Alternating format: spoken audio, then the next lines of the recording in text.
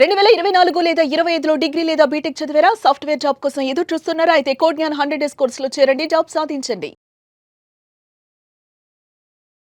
నమస్కారం సార్. నమస్తే అండి శ్రీ గారు. భార్యాభర్తల మధ్య గొడవలు అనేవి కామన్. బట్ చిన్న చిన్న విషయాలకి ఈ రోజు ఇంటి నుంచి వెళ్ళిపోయిన వాళ్ళు చాలా మంది ఉన్నారు. సో అలాంటి సందర్భాల్లో భర్త కనుక ఇంటి నుంచి వెళ్ళిపోయి తన అడ్రస్ ఎక్కడున్నారో తెలీదు, సంవత్సరాలు గడిచిపోతుంది అండ్ మెయింటెనెన్స్ కలెక్ట్ చేసుకోవాలి అనుకున్నప్పుడు భార్య కోర్టుకే అప్రోచ్ అయ్యే ఛాన్స్ ఉందంటారా? ఒకవేళ ఇలాంటి సందర్భాల్లో లీగల్ పరంగా వీళ్ళకి రెమెడీ ఉంది అంటే దానికి గల ప్రొసీజర్ ఏ విధంగా ఉంటుంది?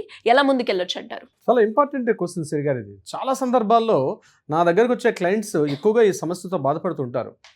ఎప్పుడో పెళ్ళైంది, కొద్ది రోజులు కాపురం చేశారు, కొన్ని సందర్భాల్లో పిల్లలు కూడా ఉంటారు. భర్త చెప్పపెట్టకుండా ఏదో ఒక కారణంతోటో లేకపోతే వేరే అమ్మాయితో అఫైర్ పెట్టుకున్నాడనో లేకపోతే ఇతరత్ర రకరకాల కారణాలు, పర్టికులర్గా కాజ్ అంటూ ఉండదు. భార్యకి చెప్పపెట్టకుండా ఇల్లు వదిలేసి వెళ్ళిపోతాడు ఆయన. రోజులు గడుస్తాయి, నెలలు గడుస్తాయి, సంవత్సరాలు కూడా గడుస్తుంటాయి. అతను అదిగో వస్తాడు ఇదిగో వస్తాడని చెప్పి ఈ అమ్మాయి వెయిట్ చేస్తుంటుంది. ఈ అమ్మాయి పిల్లల్ని పెట్టుకునో లేకపోతే తన పుట్టింట్లోనో అక్కడెక్కడ ఉండిపోతుంది. కాంటాక్ట్లో ఉంటే ఆ పర్సన్ ఎక్కడున్నాడో కూడా తెలియదు. కొన్ని సందర్భాల్లో జాబ్స్ చేసుకుంటూ ఏ ప్రదేశం ఉన్నాడో కూడా తెలియదు. అటువంటి సందర్భాల్లో కొంతమంది వచ్చి సంప్రదించే ప్రయత్నం కూడా చేశారు. సార్ ఈ రకంగా ఉంది, మీరు చాలా వీడియోలో ఎడ్యుకేట్ చేస్తున్నారు, ముఖ్యంగా మహిళల పట్ల. మాకు అతను చాలా రకాలుగా నన్ను మానసికంగా, శారీరకంగా, సామాజికంగా, ఆర్థికంగా ఇబ్బందులు కలిగిస్తున్నాడు. ఈ పిల్లల్ని నేను సాకలేక ఇబ్బంది పడుతున్నాను. అట్ ద సేమ్ టైం నాకు కూడా ఇంకా జీవన భృతి లేదు, మెయింటెనెన్స్ లేదు, పేరెంట్స్కి నేను చాలా భారం అయిపోయి ఉన్నాను. నేను ఇప్పుడు ఈ పరిస్థితిలో ఏజ్ దాటిపోయింది, ఈ పరిస్థితిలో నాకు జాబ్ ఎవరు ఇచ్చే పరిస్థితిలో కూడా లేదు. నేను అనేక రకాలుగా ఇబ్బందులు పడుతున్నాను. ఇటువంటి పరిస్థితుల్లో నేను కోర్టుకి ఎలా అప్రోచ్ అవ్వాలి, లీగల్గా ఎలా అప్రోచ్ అవ్వాలి, అలా అని చెప్పి కోర్టుకి అప్రోచ్ అవుదాం అనుకుంటే కోర్టులో మాకు ఖచ్చితంగా అడ్రస్ అడుగుతున్నారు. చాలా సందర్భాలు అడ్రస్ లేకుండా మేము కోర్టుకి అప్రోచ్ కాలేమని చెప్పి కొంతమంది అడ్వకేట్లు కూడా రిజెక్ట్ చేస్తున్నారు. సార్ ఇటువంటి పరిస్థితుల్లో మాకు ఏదైనా సలహా ఉంటుందా, లీగల్గా ప్రత్యామ్నాయం ఉంటుందా అని కొంతమంది సోదరిమణులను అడుగుతూ ఉంటారు. సో ఇది వీడియో రూపంగా కూడా ఈ అవకాశం దొరికింది కాబట్టి నేను మీతో షేర్ చేసుకునే ప్రయత్నం చేస్తున్నాను శ్రీ గారు. సో ఇక్కడ ఏంటంటే ఇలాంటి సమస్య ఉండే సందర్భంలో తప్పనిసరిగా ఆ సోదరిమణులకి ఒక పరిష్కారం అయితే తప్పనిసరిగా ఉంది శ్రీ గారు. ఎలా అంటే కోర్టులో కేసు ఫైల్ చేసుకోవచ్చు. ఎలా ఫైల్ చేసుకోవచ్చు అంటే కోర్టులో పిటిషన్ ఫైల్ చేసుకోవచ్చు. ఇక్కడ హస్బెండ్ ట్రేస్ అవుట్ అవ్వట్లేదని చెప్పి మనం కోర్టులో కానీ అతను ట్రేస్ చేయమని చెప్పి కోర్టులో అడిగే అవకాశం కూడా ఉంటుంది. హస్బెండ్కి సమన్స్ పంపించాలి, సమన్స్ ఎక్కడున్నాడో తెలియదేనా, ట్రేస్ చేయమని చెప్పి మనం కోర్టుకి అడిగేటప్పుడు కోర్టు ఇమీడియట్గా కోర్టు యొక్క ఉత్తర్వుల మేరకు మనం పేపర్లో ఒక పబ్లికేషన్ కూడా వేస్తాం. పేపర్లో పబ్లికేషన్ వేసిన తర్వాత కొద్ది రోజులు టైం ఉంటుంది.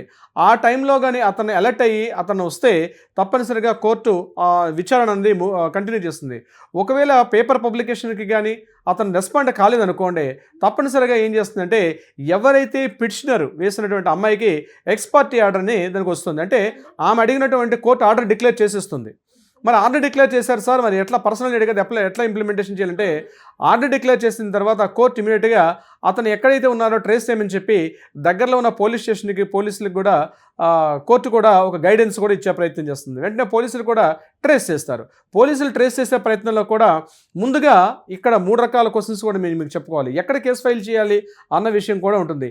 ఎక్కడ మీ పెళ్లి జరిగిందో అక్కడ కేసు ఫైల్ చేయొచ్చు, లేదా మీరు ఎక్కడైతే పుట్టింట్లో ఉంటారో మీ పుట్టింట్లో ఉన్నటువంటి ప్లేస్లో పనిచేయచ్చు, లేకపోతే అతను లాస్ట్ వర్కింగ్ ప్లేస్ ఎక్కడ వర్క్ చేశాడు మీకు తెలిసే ఉంటుంది కదా.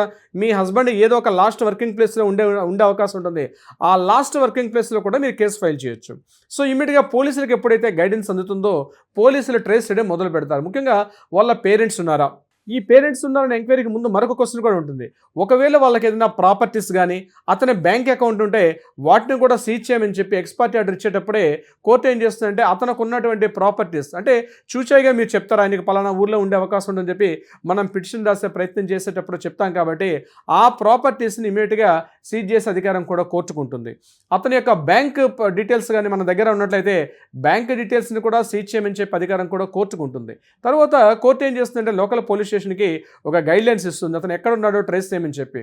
పోలీసులు ఎంక్వైరీ స్టార్ట్ చేయడం మొదలు పెడతారు. ముందుగా వాళ్ళ పేరెంట్స్ ఎక్కడున్నారు, బతికున్నా లేదా చనిపోయినా ఏదో ఒక వాళ్ళ ఊరు వాళ్ళ ఏరియా తెలుస్తుంది కాబట్టి ఆ ప్రదేశానికి వెళ్ళి ఎంక్వైరీ చేయడం మొదలు పెడతారు. వాళ్ళ స్నేహితులు ఉంటే స్నేహితులను కూడా ఎంక్వైరీ చేసే ప్రయత్నం చేస్తారు. అంతేకాకుండా సోషల్ మీడియాలో అతని పేరుతో ఏదైనా ఫేస్బుక్ కానీ ఇన్స్టాగ్రామ్ కానీ ఇతరత్ర ఏమైనా అకౌంట్స్ ఉంటే వాటిని కూడా ట్రేస్ చేసే ప్రయత్నం చేస్తారు. ఇలా వాళ్ళ లాస్ట్ వర్కింగ్ ప్లేస్ అతను ఎక్కడైనా జాబ్ వర్కింగ్ ఎక్కడైనా చేసి ఉంటే ఆ జాబ్ వర్కింగ్ ప్లేస్లోకి వెళ్ళి అక్కడ నుంచి ఎంక్వైరీ చేసే ప్రయత్నం చేస్తారు. ఏదేమైనప్పటికీ కూడా పోలీసులకే ఎంక్వైరీ చేయమని చెప్పి కోర్టు గైడెన్స్ అయితే ఇచ్చే ప్రయత్నం చేస్తుంది. బిఫోర్ గైడెన్స్ మీకు ఎక్స్ పార్టీ ఆర్డర్ ఉంటుంది కాబట్టి అక్కడి నుంచి కూడా ఇమీడియట్గా కోర్టు చేస్తుంది. అయితే కోర్టు ఆర్డర్ ఇచ్చే సందర్భంలోనే కోర్టు కొన్ని సందర్భాలు ఏం చేస్తుందంటే అతను ఇంకా కట్టుదిట్టంగా ఏర్పాట్లు చేసుకుని ఎక్కడో కనబడకుండా వెళ్ళిపోయే ప్రయత్నం చేస్తే ఇమ్మీడియట్గా కోర్టు సెర్చ్ వారెంట్ అదేవిధంగా కోర్టు అరెస్ట్ వారెంట్ కూడా ఇష్యూ చేసే అవకాశం ఉంటుంది. అతను ఎక్కడుంటే అక్కడ ఇమ్మీడియట్గా అరెస్ట్ చేయమని చెప్పి కోర్టు ఆర్డర్స్ కూడా పాస్ చేస్తుంది. అది పోలీసులు చేస్తారు. కొన్ని కేసుల్లో మనం చూస్తూ ఉంటాం, ఎప్పుడో 10 ఏళ్ల తర్వాత వ్యక్తి దొరికాడని చెప్పి పోలీసులు ఉన్న పలంగా అతను అరెస్ట్ చేయడం, 20 ఏళ్ల తర్వాత అరెస్ట్ చేసే సందర్భాలు కూడా చాలా సందర్భాల్లో కనిపిస్తుంది. సో ఇక్కడ సోదరిమణులు గుర్తుపెట్టుకోవాల్సింది ఏంటంటే హస్బెండ్ మీకు కనిపించకుండా పోయాడేమో కానీ ప్రపంచానికి కనిపించకుండా పోయాడే ఇదే ప్రదేశం ఉంటాడు. ఆయన ఏ ప్రదేశంలో ఉన్నా ఎక్కడున్నా తప్పనిసరిగా పోలీసులు ఎంక్వైరీ చేస్తారు. కోర్టుని అప్రోచ్ అయ్యే అవకాశం ఉంటుంది. ఇక్కడ అడ్వకేట్స్కి కొంతమందికి అవగాహన లేక ఆ కేసును తీసుకో ఉంటారు. బట్ మీరు తప్పనిసరిగా కోర్టును అప్రోచ్ అవ్వచ్చు, మెయింటెనెన్స్ కలెక్ట్ చేసుకోవచ్చు. ఒకవేళ మీ మీద 498 కానీ లేకపోతే డివి అంటే మానసికంగా వేధింపులు, వరకట్న వేధింపులు గురి చేస్తున్నా, లేకపోతే అతను వేరే అమ్మాయితో వెళ్ళిపోయి మిమ్మల్ని నెగ్లెక్ట్ చేస్తున్న సందర్భంలో కూడా కోర్టుని అప్రోచ్ అయ్యి కేసు ఫైల్ చేసుకోవడం 100% కేసు ఫైల్ చేసుకునే అవకాశం కూడా ఉంటుంది. అయితే రెగ్యులర్గా వెళ్ళే కేసులు కానీ ఇది కొంత కాంప్లికేటెడ్గా ఉంటుంది. బట్ కోర్టు మాత్రం మీ హక్కుల్ని మాత్రం కాపాడడానికి ఎప్పుడు సిద్ధంగా ఉంటుంది. బట్ అప్రోచ్ అయ్యే విధానంలోనే మార్పు ఉంటుంది. అలాంటి సమస్యలతో బాధపడినప్పుడు తప్పనిసరిగా మీరు అప్రోచ్ అవ్వండి, కాంటాక్ట్లో వస్తారు. బట్ ఏదేమైనప్పుడు కూడా మీ మెయింటెనెన్స్ ఎక్స్పర్ట్ ఆర్డర్ ఏంటంటే మీరే సేఫ్లో ఉండే అవకాశం కూడా ఉంటుంది. నేను చేసిన కేసుల్లో కూడా నేను చెప్తానండి, 3 years 4 years పాటు కూడా కాంటాక్ట్లో రానటువంటి హస్బెండ్లు కూడా మరలా మనం వాళ్ళ కాంటాక్ట్లు తీసుకున్న సందర్భాలు కూడా చాలా ఉన్నాయి. రీసెంట్గా నా దగ్గరికి వచ్చే కేసును కూడా నేను మీతో షేర్ చేసుకుంటాను. ఎప్పుడో పెళ్ళి 25 ఏళ్ళు అయిపోయింది, అతను 25 years బ్యాక్ అతను కేసు ఆ వైఫ్ని విడిచిపెట్టేసి వెళ్ళిపోయాడు. అప్పుడప్పుడు కాంటాక్ట్ చేస్తాడు, ఏదో సందర్భంలో అలా వచ్చి అమౌంట్ ఇచ్చేసి వెళ్ళిపోతాడు. అతను ఎక్కడున్నాడో, ఏ కంపెనీలో పనిచేస్తాడో, ఏ ఊర్లో ఉంటాడో కూడా ఆమెకు తెలియకుండా అంత సీక్రెసీ లైఫ్ని మెయింటైన్ చేస్తుంటారు. అటువంటి సందర్భాల్లో కూడా మనకు ఉన్నటువంటి ఆధారాల మేరకు మనం కోర్టుకి కానీ సబ్మిట్ చేయగలిగితే కోర్టు ఇమీడియట్గా పేపర్ నోటిఫికేషన్ ఇవ్వడం, పబ్లిక్ నోటిఫికేషన్ ఇవ్వడం, at the same time court guidance ఇచ్చి వాళ్ళని పట్టుకొని మిమ్మల్ని ఎక్స్పర్ట్ ఇచ్చి మిమ్మల్ని మెయింటెనెన్స్ ఇవ్వడం అనేది కోర్టు యొక్క బాధ్యత. తప్పనిసరిగా మీరు ప్రయత్నం చేస్తే మాత్రం సక్సెస్ అవుతారు సిరి గారు. ఇంకా ఎవరికైనా కూడా ఇలాంటి సిచ్యువేషన్ ఫేస్ చేస్తున్న వాళ్ళు మిమ్మల్ని అప్రోచ్ అవ్వాలి అంటే ఎలా ఉంటుందంటారు? తప్పనిసరిగా మీకు ఇటువంటి సమస్య కానీ వైవాహిక రిలేషన్స్ మ్యారిటల్ స్టేటస్లో మీకు ఏమైనా ఇబ్బందులు కానీ ఉన్నట్లయితే తప్పనిసరిగా కింద స్క్రోల్ మిమ్మల్ని కాంటాక్ట్ చేయండి. లీగల్ టీం మీకు ఎప్పుడు సిద్ధంగా ఉంటారో మీకు సపోర్ట్ చేయడానికి కావాల్సిన సమాచారాన్ని కూడా ఇచ్చే ప్రయత్నం చేస్తారు. బట్ ఫస్ట్ ప్రయారిటీ అపాయింట్మెంట్ తీసుకోండి. అపాయింట్మెంట్ లేకుండా వస్తే కాంటాక్ట్ రావడం చాలా ఇబ్బందిగా ఉంటుంది టైట్ షెడ్యూల్ వల్ల. సో మీరు కింద అపాయింట్మెంట్ తీసుకోండి, కాంటాక్ట్ చేయండి. తప్పనిసరిగా మీ సమస్యకి పరిష్కారం అయితే దొరుకుతుంది సిరి గారు. Thank you sir, thank you so much. Thank you so much Siri గారు.